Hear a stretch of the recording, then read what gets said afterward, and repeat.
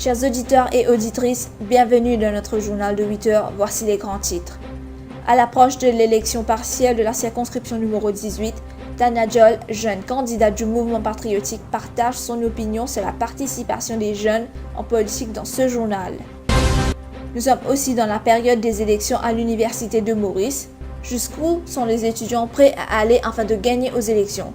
Plus de détails dans quelques instants. Le 5 octobre, la faculté des sciences sociales et humaines de l'université de Maurice a célébré son jubilé d'argent. Ces 25 années d'excellence ne seront pas célébrées pendant une journée, ni pendant une semaine, mais pendant toute une année. La négligence médicale devient un phénomène qui touche la population mauricienne. La vie d'un infirmier dans ce journal.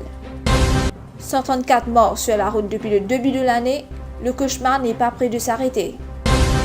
Malgré l'interdiction d'utiliser les sacs en plastique dans l'île, les Mauriciens n'en font qu'à leur tête. Les lauréats mauriciens trouvent-ils l'herbe plus verte à l'étranger?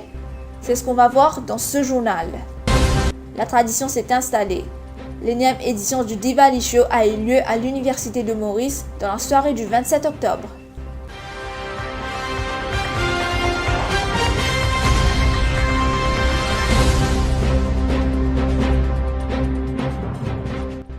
Parmi les 40 candidats de l'élection partielle de la circonscription numéro 18, nous avons Tania Joll, la plus jeune des candidates qui s'est dit prête à faire entendre la voix des habitants de Belle-Rose-Quatre-Bornes. Ces dernières années, une régression dans l'intérêt dans le politique parmi les jeunes a été considérablement remarquée. Nous avons sollicité l'avis de Tania Joll à ce sujet. Elle est au micro de Mandira Dowsing et Nazrana Oro.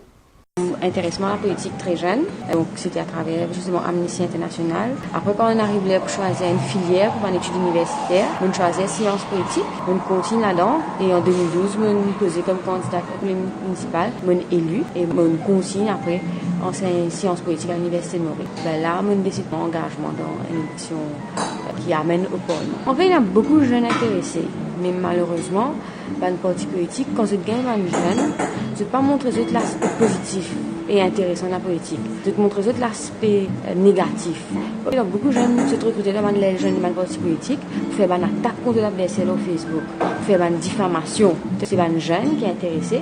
Donc là, faire une formation avec eux, expliquer comment la politique se passe. Ce qu'ils font, c'est qu'ils demandent à ces jeunes-là à le dénigrer, à l'insulter mon adversaire. Mais il est vrai qu'ils ne sont pas sentis connectés avec un politicien traditionnel. Qui dit élection, dit aussi campagne électorale de toutes sortes.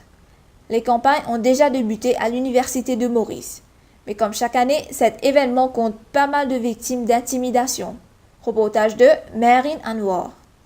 L'Union des étudiants à l'Université de Maurice a été créée en 1977 et depuis, une élection pour désigner les membres de l'Union est organisée chaque année. Depuis quelques années, des tensions ont été observées lors des campagnes électorales, plus précisément sur des réseaux sociaux, dont Facebook. Les candidats ainsi que leurs partisans se font insulter par leurs rivaux sur des pages dédiées aux élections.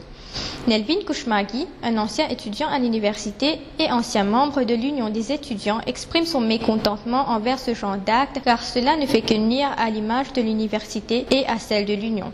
Il admet avoir été victime d'insultes, de rumeurs et d'intimidations, ceci uniquement pour promouvoir les candidats rivaux. De son côté, Sristi Torol, qui a aussi dû faire face aux insultes des étudiants, avait postulé l'an dernier comme candidate et nous a raconté sa mésaventure. Elle explique que des étudiants la critiquaient sur Facebook car elle était en première année lorsqu'elle a posé sa candidature. Toutefois, il n'est écrit nulle part qu'un étudiant en première année n'a pas le droit d'être candidat aux élections. Suite à cela, elle a décidé de retirer sa candidature afin de ne plus avoir à faire face aux critiques.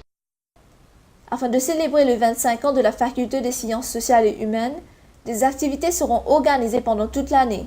L'abbé Siou Rotten, représentant des étudiants de la faculté, explique également le changement du nom de la faculté de Social Studies à celui de Social Sciences.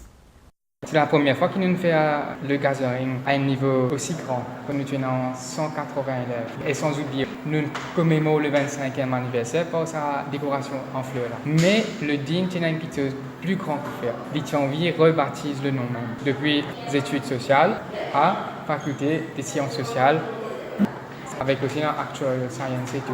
Et à la fin de ça un an-là, nous prenons un magazine, nous prenons un détail de toute bonne activité que nous faisons ensemble. Avec qui nous prenons notre nom, inscrire au bas de sa photo qui nous tire retirée là. Et vraiment, nous sommes capables de mettre dans la faculté et de rester un moment historique pour toutes les années à venir. Maintenant, on a aussi côté culture. Nous montrons le Carpe Diem parce que le Sketch and Drama Club est vraiment important. Pour pas seulement les élèves dans les facultés, mais l'université en entier.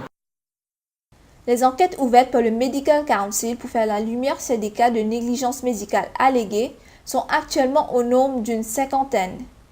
Il y a eu des décès survenus dans des hôpitaux publics comme dans des cliniques privées. Mais quels sont les facteurs qui contribuent aux négligences médicales? Allons à la rencontre d'un infirmier.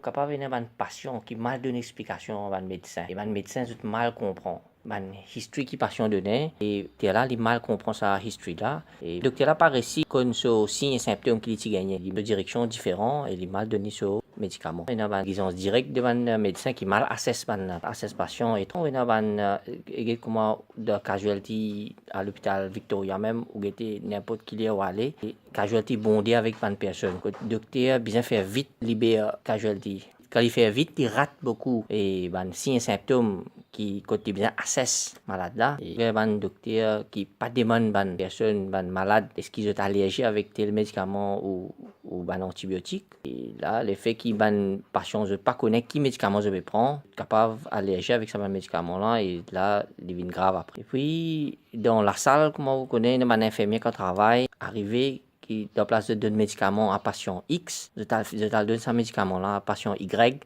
que malade là pas supposé que ce médicament là, il vient grave plus devant. Le nombre de véhicules a augmenté par plus de 3% comparé à l'année dernière. Le nombre de véhicules enregistrés actuellement est de 520 609, un nombre hallucinant pour une si petite île. Un peu plus de 193 véhicules impliqués dans 128 accidents fatals depuis janvier. Une centaine de blessés ont survécu jusqu'à présent, mais ces accidents les ont marqués pour la vie. C'est le moment si vous pouvez constater, tout le monde pressé, tout le monde a une tâche à faire pour faire la vie très rapide à cette heure. C'est mieux que vous pouvez penser, faire quelque chose un accident en ce moment. Après la boisson, tout ça là au volant, la loi plus sévère pour l'automobilisme. Enfin, moi, il y avait le tout, on va dire franchement, pour le moment, c'est l'imprudence. Ils m'ont remarqué surtout les motocyclistes. Mais je peine aucune discipline dans la route. Je trouve plusieurs motocyclistes qui peuvent perdre la vie. Moi, je dis franchement aussi, un policier aussi pas fait ce travail qu'on a besoin. Moi, je pense que les accidents, c'est à cause d'un chauffeur qui n'a pas de respect, ni pour les piétons, ni pour les autres chauffeurs. Et je ne pas respecter les autres codes de la route, les autres routes, moi, j'ai envie, et que je suis tout le temps pressé.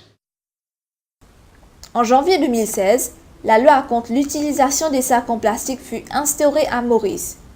Il est donc illégal de s'en servir à moins que les sacs soient en plastique biodégradable. Néanmoins, bon nombre de Mauriciens continuent malgré les avertissements du gouvernement à s'en servir. Les commerçants continuent à l'utiliser principalement à cause de son petit prix. Mais que font donc les autorités? Les sacs plastiques biodégradables font maintenant partie de la vie des Mauriciens depuis maintenant plus d'1 an. Même si la nouvelle loi visant l'utilisation de ces sacs a été bien accueillie par les Mauriciens, certains utilisent toujours les anciens sacs. Anita Cowell, Senior Environment Officer au ministère de l'Environnement, nous décrit en quoi concerne cette nouvelle loi. Vraiment, ban sac plastique parce que ban sac surtout dans le bazar et dans la foire, tu peux servir beaucoup de sacs. Et aussi, ban chiffre qui est estimé à peu près 300 millions de sacs par l'année. Assez beaucoup. Ça, la loi commence à introduire des sacs biodégradables. Nous devons remarquer, malgré qu'il nous fait beaucoup awareness raising, pour dire que si je ne pas arrêter de vendre ce sac-là, de ce sac-là cadeau, surtout les marchands, je vais la payer jusqu'à 10 000 roupies. Chaque année, nous avons des centaines de boursiers à Maurice. Ces élèves qui ont brillamment réussi leurs examens de la Higher School Certificate ont tendance à quitter leur pays natal pour poursuivre leurs études tertiaires à l'étranger et à ne pas revenir au bercail. Selon les statistiques, environ 65% des lauréats décident de continuer leurs études dans un autre pays, et 3/4 d'entre eux préfèrent s'installer dans le pays hôte. Ils croient que l'herbe est plus verte à l'extérieur. C'est ce que nous dit Kamlesh, un ancien lauréat. Un petit pays dont nous, lauréats, nous trouvons qu'il y en a plus l'opportunité à l'extérieur, surtout que la plupart d'entre nous finissent le travail, alors il est préférable qu'ils nous restent dans ce pays-là. Et notre détour travail qui finit saturé dans Maurice, alors nous ne sommes pas capables de développer nos talents à 100%. Le 27 octobre, l'auditorium Paul Octavier fut animé par la célébration du Deepavali Show, attirant de nombreux étudiants à partir de 18h. Au programme, un concours de chant, de danse et beaucoup plus. Nilesh Darsani, l'organisateur principal, nous fait un résumé de cet événement. Il est interviewé au téléphone avec notre journaliste Mandira Dowsing. Pour cet événement-là, nous faisons une compétition de danse et chant. Catégorie Bollywood. Nous faisons une sketch aussi, le Ramila sketch et aussi fashion. Compétition-là, nous avons avec une audition, nous faisons choisir 3 meilleurs dans chaque catégorie. Bien sûr, nous avons un panel de jury qui participe de l'Université Maurice. Nous considérons qu'ils partent de l'Université dans un salon caché. Et aussi, nous avons l'honneur pour cet événement-là, surtout pour nous la présence de l'excellence dans l'Envayapuri. Nous sommes arrivés à la fin de ce journal. Je vous remercie de votre attention. On se retrouve à 9h pour le Flash Info.